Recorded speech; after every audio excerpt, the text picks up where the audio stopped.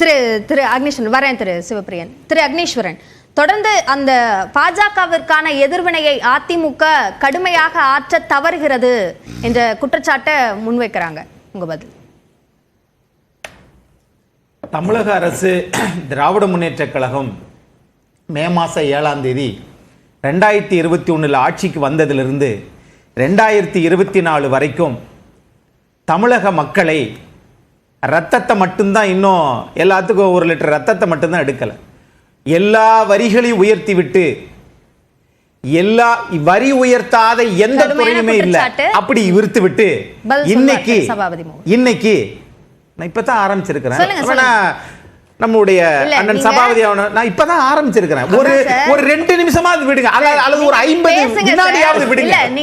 நீங்க கடுமையான குற்றச்சாட்டை வச்சிருக்கீங்க, அவரோட சுற்றுலா ஒரு பதில் சொல்லுவார்னு சொன்னேன். ரைட், ஓகே, நீங்க தொடர்ந்து பேசுங்க. ரைட், இப்ப நான் என்ன கேக்குறேன், நன்றி.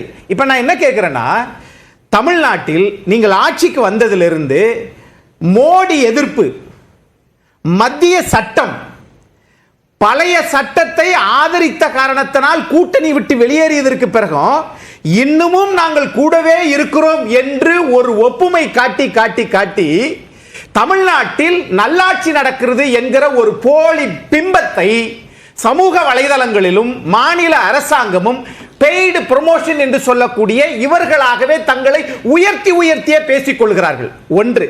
இரண்டாவது, இந்திய நாட்டினுடைய நாடாளுமன்றத்தில் பாஜகவினுடைய இந்திய நாட்டினுடைய உள்துறை அமைச்சர் பேசியது தவறு, அது கண்டிக்கத்தக்கது. ஆனால் அதை காங்கிரஸ் எடுத்துக்கொண்டு அரசியலாக்குது பாருங்க. பாரதிய ஜனதாவிற்கும் காங்கிரசுக்கும் இந்திய நாட்டினுடைய சட்டமேதை அம்பேத்கர் அவர்களை பற்றி அரசியல் செய்வதற்கு அவர்களை பயன்படுத்துகிறார்கள். 16 மணி நேரம் படிப்பார், 21 வயதில் முனைவர் பட்டம் வாங்கினார். யாருகிட்ட? லண்டன்ல போய் டாக்டர் செலிக்மன் பொருளாதார அறிஞர்கிட்ட 72 வயது செலிக்மன் என்ற பேராசிரியர்கிட்ட வைவா என்று சொல்லக்கூடிய நேர்காணலில் 21 வயதில் டாக்டரேட் பட்டம் பெற்றவர். இந்து மதத்தில் பிறந்து புத்த மதத்திற்கு மாறியவர் அண்ணல் அம்பேத்கர். அப்படிப்பட்டவரை இவ்வளவு காலம் கடந்து இந்திய அரசியலமைப்பு சட்டம் பல்வேறு நிபுணர்களால் உருவாக்கப்பட்டிருந்தாலும் இன்றைக்கு அதை பெரிய ஒரு இதாக எடுத்துவதற்கு காரணம் இந்திய நாட்டில் அது அரசியலாக்கப்படுகிறது. அப்படித்தான் நான் பார்க்கிறேன். பாஜக பேசியது தவறு, ஆனால் பேசிய தவறை காங்கிரஸ் எடுத்துக்கொண்டு வெளியில வருகிறதுனா அதனால் தான் இந்திய நாட்டினுடைய தமிழ்நாட்டில் அதிமுகவினுடைய பொதுச் செயலாளர் திரு முன்னாள் சட்டத்துறை அமைச்சர் அதுக்கு பதில் சொல்லிட்டாருன்னு சொல்றாரு. பேசியதையே பேசி மீண்டும் எரியிற கொள்ளியில எந்த கொள்ளி நல்லது என்று பார்ப்பதற்கு அதிமுக தயாரில்லை. இங்க மாநில அரசுக்கு வந்துடுறேன். மாநில அரசை பொறுத்தளவுல தமிழ்நாட்டில் நெல்லையில, அதே திருநெல்வேலி சீமையில, இதே நம்முடைய முன்னாள் பல்கலைக்கழக துணைவேந்தர் பெருமரியாதைக்குரிய பேராசிரியர் தமிழ்நாட்டில் ஒரு அரசியல்வாதியா இருந்து அதிக முனைவர் பட்டம் பெற்ற அண்ணன் சபாபதி மோகன் அவர்கள் அங்கு 10 கட்டடம் என்று சொல்லுகிறார். அது கூட அவர் போனதுனால அவருக்கு தெரியும் சொல்றாரு, பக்கத்திலே பணியாற்றதுனால. நான் கேட்கிறேன், அந்த மாயாண்டி என்பவர் முன் படுகொலையின் காரணமாக ஏற்கனவே ஒரு உள்ளாட்சி தேர்தலில் பல பிரச்சனை இருந்திருக்கு. நீதிமன்ற வளாகத்திற்கு வெளியில் இருந்தால் என்ன, உள்ளே இருந்தால் என்ன? உங்களுக்கு நீதிமன்ற வளாகத்துக்குள்ளேயே நீங்க உள்ளுக்கு அடிச்சு நீதியரசர் ஆறுமுக பெருமாள் ஆதித்தன மண்டல ரத்தம் ஒழுக விட்ட ஆட்சி தானே திமுக ஆட்சி. ஆக நீதிமன்றத்துக்கு உள்ளும் ஒரு சாட்சி இருக்கிறது, நீதிமன்றத்திற்கு வெளியே ஒரு சாட்சி இருக்கிறது. இங்க கேட்டா பல்லடத்துல 3 கொலை நடந்துச்சே, அப்ப அதை விட்டுருவோமா? சரி, இங்க நேத்து நடந்ததே அதை விட்டுருவோமா? எல்லாமே தனிமனித கொலைகள் அப்படின்னு சொல்லி இவர்கள் ஒரு பெரிய கண்டுபிடிப்பா சொல்லி, அப்ப அது உங்களுக்கு பொறுப்பு இல்லையா? காவல்துறையில 18 துறைகள் இருக்குது, அதுல பெரும் முக்கியமான துறை உளவுத்துறை. ஆக ஹிஸ்டரி ஸ்ட்ரீட் யாராக இருந்தாலும் சரி, இப்ப ஹேபிச்சுவல் அஃபெண்டர் என்று தொடர் குற்றங்களில் ஈடுபடக்கூடியவர்கள் கொலையை செய்துவிட்டு குண்டர் சட்டத்திற்கு போய் திரும்ப வெளியிலே பிணையில் வந்தவர்களை நீங்கள் கண்காணித்து சொல்லக்கூடியது காவல்துறைக்கு பொறுப்பு உண்டா இல்லையா? அதை பிடித்து மடக்கி பிடித்தது யார்? திருநெல்வேலி நீதிமன்றத்தில், மாவட்ட நீதிமன்றத்தில், அந்த நீதிமன்றத்தில் இருந்த வழக்கறிஞர்கள். பக்கத்தில் காவல்துறை அதிகாரி கையில் துப்பாக்கி வைத்திருக்கிறார். அந்த வாகனத்தை டயரில் இது நீதிமன்றம் கேட்டுச்சா இல்லையா? ஆக நீங்கள் எப்போது துப்பாக்கி பயன்படுத்தணுமோ அதை பயன்படுத்த தவறுறீங்க. கேட்டால் இல்ல இது நீதிமன்றத்துக்கு வெளியில தான் என்று சொன்னால், ஏன் நீதிமன்றத்துக்கு உள்ளேயே நடந்ததே? சென்னை உயர்நீதிமன்றத்தில் நடந்தது. அப்போ வெளியிலே என்று சொல்லுவது இவர்கள் தப்பிக்க பார்க்கிறார்கள். இது ஒண்ணு. இது எல்லாமே எனக்கு என்னன்னா, அண்ணன் வன்னியரசு அவர்கள் மீது பெரும் மரியாதை மதிப்பு வைத்திருக்கிறேன். இவர்கள் விடுதலை சிறுத்தைகளினுடைய கூட்டணி, அதை பத்தி அதிமுக யாரும் கேள்வி எழுப்பலையே. திமுகவினுடைய அண்ணன் ஒரு சதை சொன்னாரே, திமுகவினுடைய சதை என்று விடுதலை சிறுத்தைகள் யாரும் பேசவே இல்லையே. ஆனால் நீங்கள் பேசுகிறீர்கள் என்றால் உங்கள் வார்த்தைகள் வன்மம் தெரிகின்றது.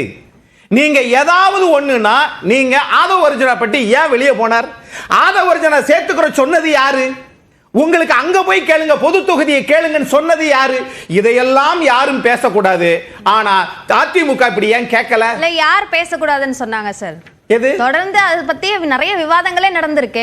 அர்ஜுனா பத்தி பேசக்கூடாதுன்னு சொன்னாங்க. நான் இப்ப கேக்குறேன், அதிமுக பாஜக கூட கூட்டணியில் இருந்த போது அதை நாங்கள் ஆதரித்தோ, அதெல்லாம் தொடர்ந்து வெற்றி தோல்வி நாங்கள் தழுவினோம், வெளியேறிட்டோம். திரும்பவும் ஏன் ஆதரித்தீர்கள்? அப்ப இப்படி பேசுவோமா? நீங்கள் கூட்டணியில் இருந்ததனால தான், காங்கிரசும் திமுகவும் கூட்டணியில் இருந்ததனால தான் ஈழத்தமிழர் ஒரு நாடே அழிந்து போனது பேசுவோமா? இல்ல, அவங்க சொல்றது கூட்டணியிலிருந்து வெளியில் வந்த பிறகும் கடுமையான எதிர்வினை இல்லையேன்னு கேக்குறாங்க. ஒரு கட்சியை எதிர்பார்க்கிறது ஏன்? உங்களுக்கு நல்லது தானே. நீங்கள் தான் 234 வெற்றி போற போகிறோம், நாங்கள் தான் தொடர்ந்து வெற்றியை குவிக்கிறோம் என்று அதிகாரத்தின் உச்சத்தில் நின்று பார்க்கறீங்க. ஆனா நாட்டு மக்கள் உங்களை அப்படி பார்க்கல. இல்ல, தேர்தல் அரசியலை சொல்லல, அவங்க சித்தாந்த அரசியலை சொல்றாங்க. இது என்ன சித்தாந்தம்? அடிப்படையில் நான் இப்படி கேக்குறேன், கேள்வியை கேக்குறேன். 40க்கு 40 வெற்றி பெற்றீங்க, ஏற்கனவே 39 வெற்றி பெற்றீங்க. நான் ஒன்னு கேக்குறேன், மரியாதைக்குரிய ஐயா பேராசிரியர் முன்னாள் பல்கலைக்கழக துணைவேந்தர் பதில் சொல்லட்டும். வணிக வளாகங்களுக்கு 18% சரக்கு மற்றும் சேவை வரி, ஜிஎஸ்டி வரி போட்டாங்க. ஆனால் தமிழ்நாட்டிலிருந்து நிதித்துறை அமைச்சரும் நிதித்துறை செயலாளரும் ஆகிய 4 பேரும் டெல்லியில போனாங்களே கவுன்சில் மீட்டிங்க்கு. அந்த மீட்டிங்ல நீங்கள் இதை ஆதரித்தீர்களா, எதிர்த்தீர்களா? நீங்கள் போயிட்டு வந்ததற்கு பிறகு மத்திய நிதித்துறை அமைச்சகம் தமிழ்நாட்டுக்கு நடைமுறைப்படுத்துதுன்னா அங்க போய் கை தூக்கிக்கிறீங்க, இங்க நாங்க இல்லன்றீங்க. அங்க போய் மோடியை பாராட்டிட்டு வர்றீங்க, வெளியில வந்தால் எதிர்ப்புன்றீங்க. அங்க போய் நாணய வெளியீட்டு விழாவுக்கு அனுமதி வாங்கிட்டு வந்துறீங்க. 4 சுவரின் எல்லைக்குள் என்ன நடக்கிறது என்பதை திமுக விவரமாக அரசியல் காய் நகர்த்துகிறது. அண்ணா திமுக சற்று வெளியில் நின்று இன்னும் கடுமையாக எதிர்க்க வேண்டும். அட்லீஸ்ட் திமுக மாதிரி நடிக்கவாவது செய்யுங்க. அப்படி நடிக்க தெரியவில்லை என்றால் வரக்கூடிய சட்டமன்ற தேர்தல் நமக்கு இதே மாதிரி பெய்டு ப்ரமோஷனா தான் மாறும் அப்படின்றது என்னுடைய கருத்து. எல்லாவற்றையுமே ஒரு போலி பிம்பத்தை இவர்கள் உருவாக்குகிறார்கள். மாறாக தமிழ்நாட்டில் நீங்க 10 வருஷம் கழிச்சு வந்திருக்கிறீங்க, எங்களுக்கு நல்லது செய்யுங்கன்னா உங்களை நினைக்கிறாங்க. டெய்லி 3 கொலை, டெய்லி 2 கொலை. Okay okay, point taken. திரு சிவப்பிரியன், அதிமுக ஆட்சியை விட திமுக ஆட்சியில குற்ற வழக்குகள் குறைஞ்சிருக்கு அப்படின்னு சொல்றாரு சட்டத்துறை அமைச்சர். இது ஆதாரமா பார்க்கணுமா இல்ல அரசியலா பார்க்கணும்? இல்ல, இந்த என்சிஆர்பி டேட்டா வச்சு எல்லா கவர்மெண்ட்டுமே ப்ளே பண்ணுறது தான். அதுக்கு முன்னால் திரு ரவி அவர்கள் சொன்னாங்கல்ல, யாருமே அந்த மாதிரி வார்த்தையை ஆடிட்டர் பயன்படுத்தலைன்னு. ஒரே விஷயம், டிசம்பர் 2017ஆம் ஆண்டு ஆர்கே நகர் தேர்தலில் திரு டிடிவி தினகரன் இண்டிபெண்ட்டாக ஜெயிச்ச பிறகு